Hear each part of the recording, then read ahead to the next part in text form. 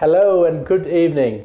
This is Dr. Sohail Qureshi and I welcome you to my show. Thank you very much for watching, and I have my lovely guest today, Anson. Anson is from, originally actually his mother is from Denmark, and he is half Danish, I may say, or half English. And I would request Anson, very warm welcome Anson, and just tell us how things are with you. Well, things go very well with me, Dr. Qureshi. Thank you for that lovely introduction. Yeah. I am indeed Anson Hoffman. It's lovely to be here in this great room with you. Yeah, thank you very much. Yes, so it has been a great talking to you the other day, and it was I was so enlightened by your interest in history and your educational background, and especially about your family background. So would you like to give us a little bit more on that? Funny enough, people just assume that I'm from England because I have quite a northern accent, so they tend to assume a little bit, perhaps I'm a little bit German, Danish, something broadly Northern European.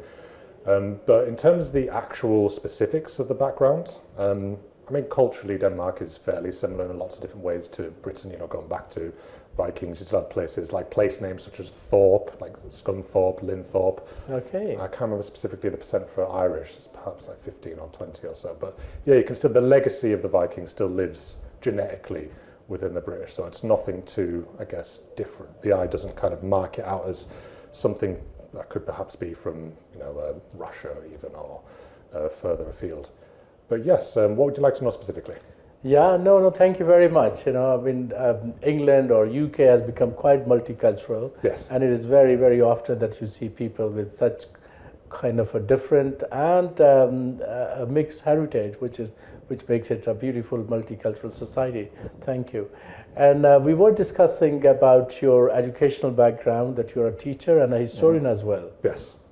Well, I mean, I'm part of the kind of the immigrant tradition of the North Atlantic, so to speak. For a long time, since the past about 1,500 years, people from around the North Sea area, from Denmark, from the Jutes, the Anglo-Saxons, and so on, have moved over to Britain, and backwards and forwards. From the kind, from coming over to trade, to the not so kind, the invasions, the burning of monasteries, all of that. But luckily, I came here a little bit more peacefully. I mean, I am technically an immigrant in that I have a Danish passport. My mum came over as a fresh-faced young Dane who was kind of wide-eyed at the prospect of going to Big Britain. You know, she'd seen it all on the TVs. Imagined that they were all wearing bowler hats, had umbrellas, black serious suits, and so on. Was quite surprised when she met the average northerner, where I would then grow up in the northeast of England. Okay, great, excellent. Have you caught up the cricket fever here? As you know, England is the cricket fever. The cricket fever. Yeah. No, I'm not actually that much of a sporting person. Okay. I tend to leave my competition to debates and discussions. Okay, excellent. More academic pursuits. Okay, great.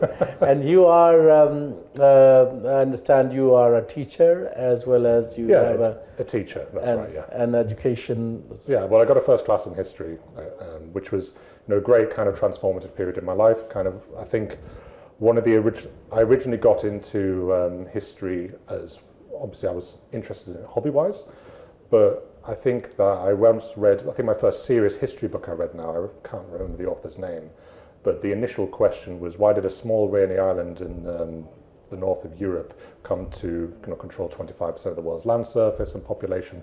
Why was it not, say, China? Why was it not Africa, the Middle East, and so on? And that genuinely perplexed me, because if we talk about economy, population, the things like kind of physically in your mind appear huge and massive. You think of China, you think of massive fields full of resources, foodstuffs and so on. The population, how many people can be put to work? Why then would a population like Britain's having a micro fraction of that be able to accomplish so much with implicitly so little? So that intrigued me and got me into it, and I pursued it vigorously, got my qualification, and pursued teaching after that. Oh, excellent. I mean, history is a fascinating subject, and and sometimes, as they say, history is stranger than fiction, and it's really, really bizarre that there's so many things happen in the past that we now know Yeah, we spend a lot of our time sat in front of our TVs watching Netflix and so on, trying to kind of imagine an elsewhere, a time and space that is so different from ours, in an attempt, I guess, to kind of see the full range of human experience. I think that's why I tend to like, science fiction and fantasy, because I think it provides the biggest canvas to convey the human experience possible. You're not hemmed in by the cultural context of time and space. If you're, say, creating a period drama in the 18th century, you have to consider who the king was, what the social environment was like at the time, what was accepted, what was not accepted. With something more, if you set on a different planet, the limit is the imagination. And what truly is the most interesting thing is the depth and complexity of human consciousness, their experience, and so on. And you're right about history and it being stranger than fiction, in that it accompanies the entire breadth and range of the human experience. For thousands, all the dead outnumber the living by a long shot.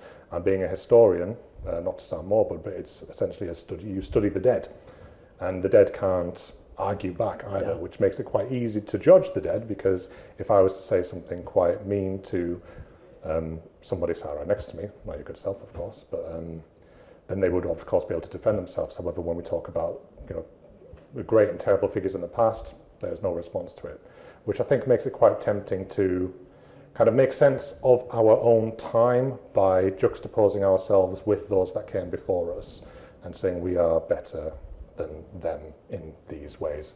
And that's kind of a human constant as well, to believe that we currently live in the most important part of time and space that ever existed.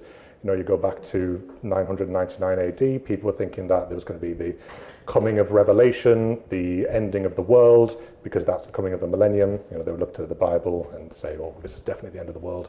And then you had I think Nostradamus prediction that the world was going to end, I think, in 2020. That didn't quite come to pass. But yeah, we're all kind of obsessed with our own self-importance, so to speak. And I think history provides the empathy and the range of experience to give yourself some humility on that. Excellent. Thank you very, very much.